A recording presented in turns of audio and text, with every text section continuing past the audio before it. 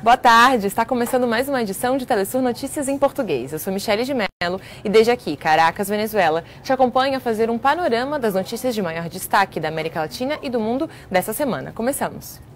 A Venezuela segue em campanha contra o bloqueio imposto pelos Estados Unidos e essa semana vai ganhar um reforço internacional, porque aqui em Caracas será realizado o primeiro encontro internacional de trabalhadores e trabalhadoras. Adriana Sivori nos conta mais detalhes.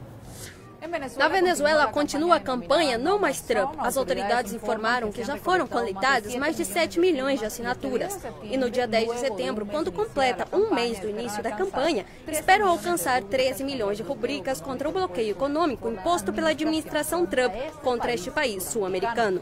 As assinaturas serão enviadas às Nações Unidas, solicitando que este organismo se pronuncie contra as sanções dos Estados Unidos. Também essa semana na capital Caracas inicia um encontro internacional com mais de 50 delegados de movimentos de trabalhadores e sindicatos de esquerda do mundo em solidariedade com a Venezuela. Serão 3 dias de reuniões. E no Brasil, hoje também começa a 18ª Jornada da Agroecologia, organizada pela Via Campesina e outros movimentos em defesa da produção de alimento saudável e sem agrotóxico. A nossa equipe está acompanhando o evento em Curitiba, capital do Paraná, e nos conta todas as últimas notícias. Olá, Michele, e também a todos os que nos assistem aqui no Telesur Notícias em Português. Nós falamos diretamente de Curitiba, onde até o próximo domingo, dia 1º de setembro, acontece a 18ª Jornada de Agroecologia. Um espaço muito importante para que homens e mulheres do campo e da cidade possam trocar saberes sobre a construção de uma agricultura responsável e também dessa relação com o meio ambiente, diferente do que acontece na Amazônia, que está sendo vítima de um capitalismo tão selvagem. Aqui, além de espaços de formação também e de atos nas ruas e diferentes atividades, também essa jornada será marcada por diferentes shows de artistas que se apresentam em diferentes pontos da cidade de Curitiba. Michele. Muito obrigada, André. E já são 25 dias da Amazônia em chamas, um incêndio que parece incontrolável e que tem vínculos com práticas ilegais do agronegócio, como o desmatamento e as queimadas. Vejamos um contexto e vamos entender um pouco melhor a origem desse verdadeiro ecocídio. A floresta amazônica é um bioma de 7,4 milhões de quilômetros quadrados, ocupa 2/3 da superfície da América. Ela se estende pelo Brasil, Bolívia, Peru, Equador, Colômbia, Venezuela, Suriname e Guiana. Contém 20% das fontes de água doce do mundo e há quase um mês sofre o maior incêndio da sua história. Em 2019 já foram registrados mais de 70 mil focos de incêndio, 4 vezes mais que no ano passado. São 43 mil espécies de fauna e flora ameaçadas. Os biólogos estimam que são necessários 300 anos para recuperar a biodiversidade destruída. O ministro de Meio Ambiente, Ricardo Salles, afirma que a seca dessa época é o principal fator. No entanto, em agosto de 2019, choveu mais que no mesmo período do ano passado. Apesar disso, houve aumento de 82% nas queimadas da Amazônia, o que reflete uma política do governo Bolsonaro. Mas dessa forma xiita, como acontece, não vou admitir mais IBAMA sair multando a torta direito por aí, bem como o ICMBio. Essa festa vai acabar. Depois de ter cortado mais de 50% do orçamento do IBAMA destinado para a construção de um centro de prevenção de desmatamento e incêndio florestal, o ministro de Meio Ambiente afirma que não há verbas para fiscalizar as queimadas. Ele tem razões, creio eu, estruturais, que diz respeito a essa ausência de desenvolvimento econômico, ausência de opções e até, de certa forma, uma fragilidade da fiscalização, que decorre no nível federal e estadual de questões, inclusive, orçamentárias. No entanto, o governo, até essa semana, se negava a aceitar ajuda financeira internacional para conter os incêndios. E o nosso correspondente Inácio Lemos está em Rondônia e nos mostra alguns relatos dos moradores da região amazônica que sofrem com o avanço do fogo. Com isso, o que está acontecendo? Estão criando associações.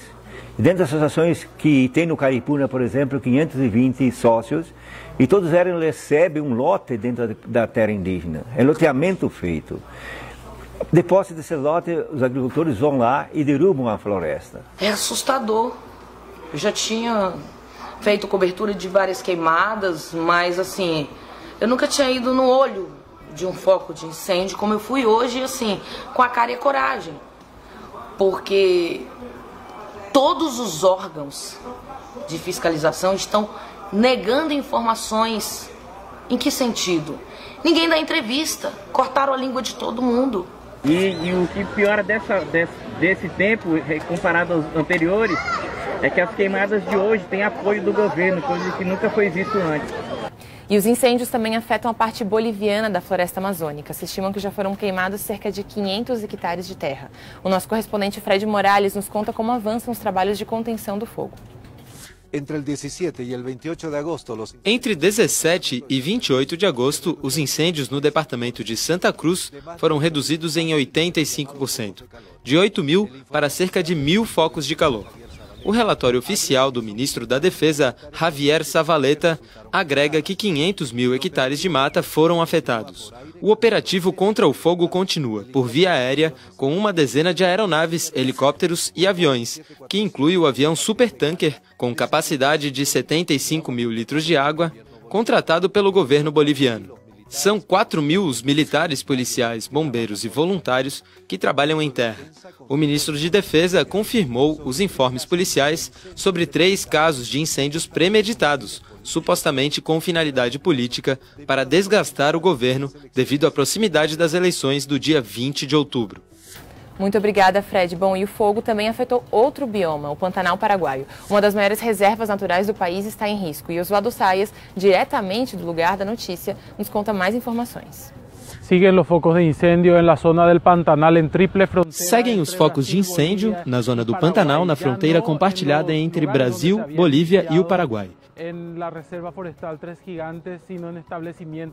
Já não apenas na Reserva Natural Três Gigantes, mas agora em fazendas de gado.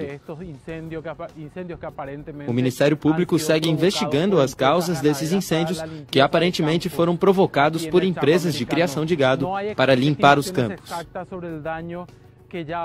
No princípio, a estimativa era de que foram cerca de 41.000 hectares no Chaco paraguaio. Essa cifra deve aumentar, já que faz uma semana retomaram os operativos para apagar os focos de incêndio nessa zona do mundo. Esta é a informação desde aqui, volvemos com vocês a estúdios. Obrigada, Oswaldo. E agora nós vamos para o Caribe, porque vários países estão em estado de alerta com a chegada do furacão Dorian. E é justamente daí que Deise Tussan nos conta mais detalhes sobre essa situação. Segundo o Centro Nacional de Furacões, o Dorian se converteu em furacão de 150 km por hora, com ventos permanentes de 80 milhas por hora. Está previsto que tocará a costa leste da Flórida na manhã de segunda-feira. Seu trajeto passa longe da República Dominicana, por isso a vigilância de tormenta tropical foi suspensa. Em Porto Rico foram cancelados cerca de 100 voos, devido à passagem do furacão Dorian por seu território. Uma nova tormenta tropical chamada Erin se formou no Oceano Atlântico. Relatórios apresentados na segunda-feira mostram que já formam ventos de 35 milhas por hora. Essa é toda a informação que tenho até o momento. Regresso com vocês aos estúdios. Obrigada, Deise. E nós seguimos na América Latina com mais informações, porque na madrugada desta quinta-feira, um grupo de dissidentes da Força Alternativa Revolucionária do Comum, partido FARC, anunciou a retomada da guerrilha. Liderados por Ivan Marques, Jesus Santrich e Hernandario Velázquez, conhecido como El Paisa, ao todo são cerca de 10.000 militantes das FARC que estão desmobilizados. Mas ainda não se sabe o tamanho exato dessa nova guerrilha que foi anunciada na madrugada de hoje. Esse grupo lançou um manifesto de volta à luta armada como uma resposta ao genocídio de líderes sociais e os ataques aos acordos de paz de Havana. Desde 2016, quando foi assinado esse acordo, já são mais de 750 militantes e ex-guerrilheiros que foram assassinados. Crimes que, na maioria, não são investigados pelo Estado. E no México, as autoridades buscam atender os imigrantes depois do acordo assinado com os Estados Unidos em junho deste ano. Por outro lado, a Casa Branca endurece a sua política imigratória e dificulta o pedido de visto. E o nosso correspondente na cidade do México, Eduardo Martínez, tem mais informações. Efectivamente, continua a implementação do plano de... Continua a implementação do plano de atenção ao fenômeno migratório na fronteira sul e na fronteira norte do México. Esse plano surgiu do acordo assinado entre o México e os Estados Unidos durante o mês de junho, que evitou que o governo dos Estados Unidos taxasse os produtos mexicanos que se vendem no mercado estadunidense. Por outro lado, posso informar que desde janeiro até hoje, o México retornou mais de 131.000 pessoas procedentes da América Central a seus lugares de origem.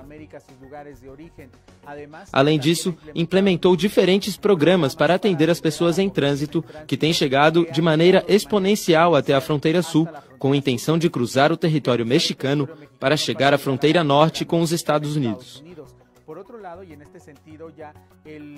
Por outro lado, a Comissão Mexicana para Refugiados já atendeu mais de 31 mil pessoas, o que representa um incremento dos atendimentos em relação ao ano passado.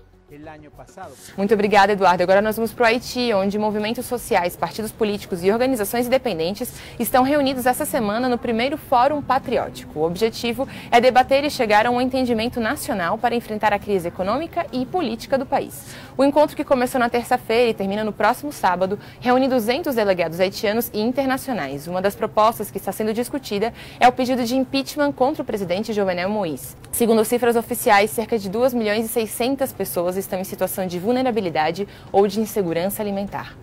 E olha só, nesse 29 de agosto é celebrado internacionalmente o Dia de Combate aos Ensaios Nucleares e, por isso, nós fazemos um breve histórico sobre um dos conflitos nucleares mais recentes. É justamente entre os Estados Unidos e o Irã. Essa briga levou à ruptura do Plano Integral de Ação Conjunta, que é chamado também o Tratado de Armas Nucleares do Irã, que foi assinado em 2015. Vejamos.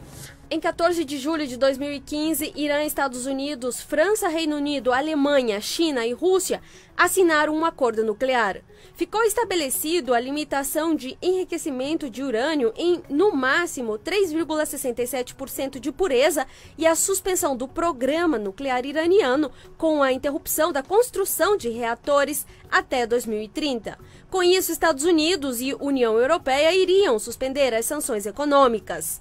No dia 8 de maio de 2018, Trump rompeu o acordo nuclear, que deveria durar 15 anos, afirmando que o Irã estava violando as normas. No entanto, a Agência Internacional de Energia Atômica confirmou 12 vezes que o Irã sempre cumpriu com os limites estabelecidos. Em 6 de agosto de 2018, Trump anunciou a restauração de todas as sanções econômicas contra o Irã, que haviam sido suspendidas em 2015. Em maio e junho de 2019, o governo do Irã deu um prazo de 60 dias para que os outros países que assinaram o tratado respeitassem as regras acordadas, ou ele também iria romper o pacto e voltaria a enriquecer e a exportar urânio. Mas por que o Irã insiste em produzir combustível nuclear? Porque, apesar dos riscos, a energia nuclear é uma das fontes mais limpas de energia no mundo. Em um país petroleiro, essa era uma alternativa para abastecer de energia a população. E com essas informações chegamos ao final de mais uma edição de Telesur Notícias em Português. Lembre-se que você também faz parte dessa produção, então aqui deixe seus comentários, críticas, sugestões que nós vamos atender. Muito obrigada por nos acompanhar e até a próxima.